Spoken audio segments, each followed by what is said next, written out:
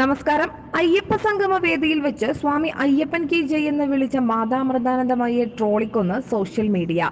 അയ്യപ്പ ഭക്ത സംഗമത്തിൽ ഭക്തലക്ഷങ്ങളെ ആവേശത്തിലാഴ്ത്തി ശരണമയ്യപ്പ സ്വാമിയെ കി ജയ് എന്ന് വിളിച്ചുകൊണ്ടാണ് അമൃതാനന്ദമയി തന്റെ പ്രസംഗം ആരംഭിച്ചത്. ഇതാണ് സോഷ്യൽ മീഡിയ ഇപ്പോൾ ഏറ്റെടുത്തിരിക്കുന്നത്. കൂടാതെ ശബരിമല ആചാരത്തെ മത്സ്യവുമായി ബന്ധപ്പെടുത്തിയും അമൃതാനന്ദമയി സംസാരിച്ചിരുന്നു. ഇതിനെക്കുറിച്ചും വ്യാപകമായി ട്രോളുകൾ വരുന്നുണ്ട്.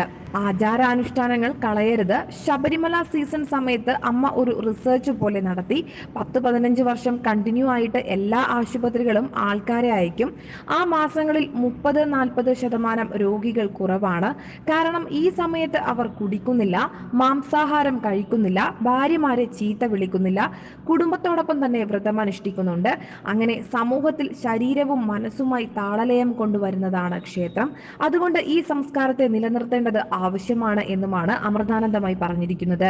ദൈവങ്ങൾക്ക് സ്ത്രീ പുരുഷ വ്യത്യാസമില്ല, എന്നാൽ ദൈവങ്ങൾക്കും ക്ഷേത്രപ്രതിഷ്ഠയും തമ്മിൽ വ്യത്യാസമുണ്ടെന്ന് പറഞ്ഞ അവർ കടലിലെയും ടാങ്കിലെയും മത്സ്യങ്ങളോടാണ് ഇതിനെ താരതമ്യം ചെയ്തത്. സമുദ്രത്തിലെ മത്സ്യത്തിന് പരിചരണം വേണ്ട, എന്നാൽ ടാങ്കിലെ മത്സ്യങ്ങൾക്ക് വെള്ളം മാറ്റിക്കൊടുക്കുകയും ഭക്ഷണം നൽകുകയും വേണം. ഓക്സിജൻ ലഭിക്കാനുള്ള സംവിധാനം ഒരുക്കണം.